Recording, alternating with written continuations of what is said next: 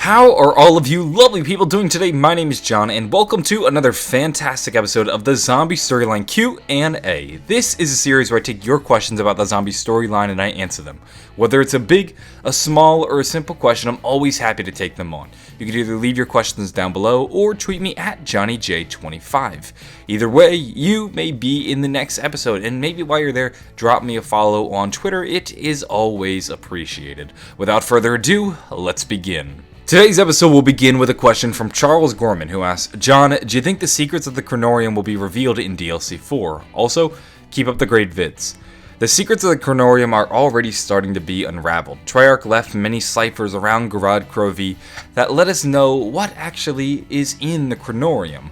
We discovered that the Kronorium was a book that held a lot of information about the Apothecans, the Keepers, and Element 115, and what they have done with Element 115. But we started to get actual excerpts from the book, and these are all the excerpts we currently have. Unless more ciphers are solved in the future, these are all the secrets within the Kronorium that we currently know. The first one, Kronorium Excerpt B, reads, to allow quick travel between dimensions, the Keepers created the transference device, which is powered by the Aether. The Keepers have placed structured throughout the realms. We don't know exactly what the transference device is. My theory is that it might be a reference to the pyramids, which we have seen placed around the zombie storyline. For example, there's one floating off in the moon, there's one actually on the moon, and there's also one within Griffin Castle. These may be the devices which they're referring to. We've seen them also teleport people, but they also have other abilities too, so it's difficult to say. But the Keepers are, of course, able to travel from dimension to dimension, and this may explain it. The next Kronorium excerpt is a big jump from Excerpt B. This is Kronorium Excerpt 654,371,979. It reads, once the Great War ended with the defeat of the Apothecans, the Keepers ascended to become the wards of all universes. The surviving Apothecans were cast out, banished to the Dark Aether beneath creation. After eons of exile in the Dark Aether, the Apothecans evolved into twisted creatures that now bear little resemblance to their Keeper brethren. The Apothecans' ceaseless desire to re-enter creation to consume and corrupt all the universes. It is the Keepers that guard against these perpetual attempts to re-enter creation, and guard against any beings that may have fallen under the influence of the Apothecans. We really start to understand what both the Apothecans and the Keepers are in this instant. So of course the Keepers are the ward of creation, and the Apothecans were at one point also Keepers, but they were tainted and they started to become much darker and far more evil. Possibly they fell under the influence of this new thing called the Dark Aether, which is a new concept in zombies that we've yet to really explore. This is the first time we've learned about the Dark Aether, and because it mentions that they were once one and the same, they were brethren, that they were sort of also Keepers, but now the Apothecans have transformed into these squid-like creatures, which we've seen, for example, with the Shadow Man. And now we start to see why the Keepers are what they are. They are trying to protect the universe. They are the guards of the universe, and they're trying to prevent the Apothecans from constantly trying to come back and corrupt all the universes. It really gives us a context for what's going on. The next excerpt, Kronorium Excerpt 27,101,978 reads, the life force from the dead world allows the bearer to follow with all creation. This is a cryptic one. This is really difficult to read. I assume the dead world refers to the exile world within the Dark Aether that the Apothecans were banished to. But what they mean when they say allows the bearer to flow with all creation is vague, difficult to pin down, and hopefully we can get further context in DLC 4. The final Kronorium excerpt I have for you is Excerpt 349,561,223. It reads, the summoning key is one of the oldest artifacts in all creation.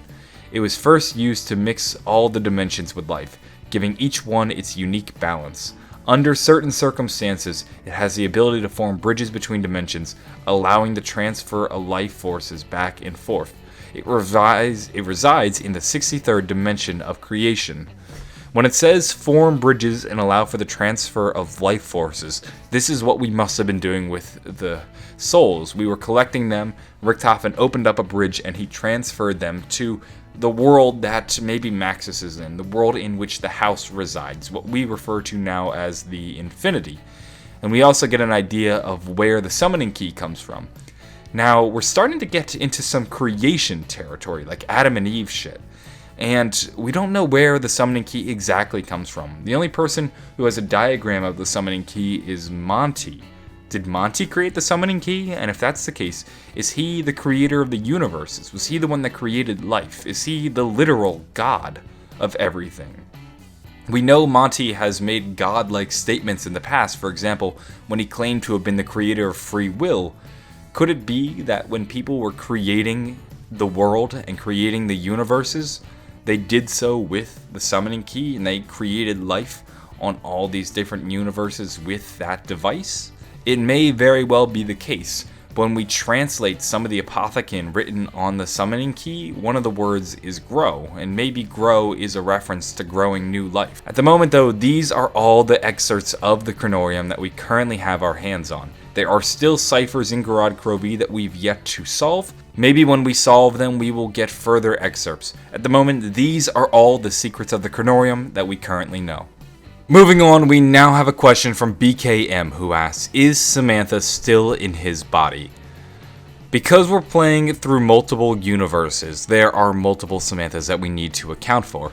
I assume you're referring to the Samantha from the map Moon, and when you say his body, you're referring to Richtofen's body, which of course, they do swap at the end of the Moon Easter egg. That Samantha throughout most of Black Ops 2 is still on the moon in Richtofen's body. We don't know if they survived, even Richtofen doesn't know. He even says to Maxis if she's still alive, so they're kind of on the moon in this limbo land. Should Maxis win mind games, then he tries to reunite with Samantha in Argatha. Whether or not they actually do is difficult to say. Should Richtofen win mind games, then he just leaves her on the moon in his own body. He has no interest in going back and getting his own body, and he doesn't really do anything with Samantha. Now, like I said, there are multiple different universes and multiple different versions. That Samantha, the one on the moon, isn't as relevant now as other Samanthas. At the beginning of Black Ops 3, we received this new moon loading screen, which featured an image of Samantha's silhouette. It can be seen in Shangri-La, which is a new thing for us. We never imagined Samantha going to Shangri-La. She must have teleported there at some point, quite possibly after she was sent away during the giant intro cutscene. That's one of those things that is yet to fully be explained, why she went to Shangri-La, when she went to Shangri-La, and if her going to Shangri-La had an effect on anything. There's also the Samantha who is safe in the house. We've seen her in the Origins cutscene. We know Samantha is there. This Samantha, interestingly, has an American accent, which is strange, but Monty has very clearly stated that she is safe in the house. So that's the current deal with Samantha. Yeah, I don't really think we need to worry about the Samantha on the moon anymore. Today's episode will end with a question from Vanilla, who asks, how did Richtofen open a portal to Shadows of Evil to steal the summoning key? For some reason, Maxis has a number of new powers. When we put him in the quadrotor and sent him off in Origins, he seems to have gained new abilities. One of these abilities is to be able to open up rifts and portals between dimensions. For example, the portal that we saw in Shadows of Evil. He has been allowing Richtofen to go on his many adventures. In fact, it was him kind of spearheading the campaign when Dr. Monty first contacted him. As we learn from this cipher, reality or dream, it's becoming harder and harder to tell. He came to me again last night while I was on my nightly walk through the countryside. He told me about the location of a book called the Kronorium, said that Richtofen needs to acquire it if we're ever going to set things right. The book contains the location of a device called the summoning key. I will contact Richtofen in the morning. This lets us know how things originally were kick-started. It started with Monty contacting Maxis, and then Maxis contacting Richtofen. He told Richtofen where to get the Kronorium. Richtofen got the Kronorium, which let him know where the summoning key was, and this was evident in Richtofen's diary entry, and with the new space and time coordinates, Dr. Maxis was able to give him a portal right to where he needed to be. He was then able to step in, grab the summoning key, and then step out. That's how Richtofen was able to open up a portal to Shadows of Evil and steal the summoning key. He took the information received to him from Dr. Monty, and then with the help of Maxis' newfound powers, was able to step in. That's going to wrap things up for this episode of the Zombie Storyline Q&A. If you enjoyed the video, maybe give it a like, possibly subscribe for more, or leave some questions and comments down below. I'm always looking at your questions. I go through almost all of them, and there's a chance you may be in the next episode.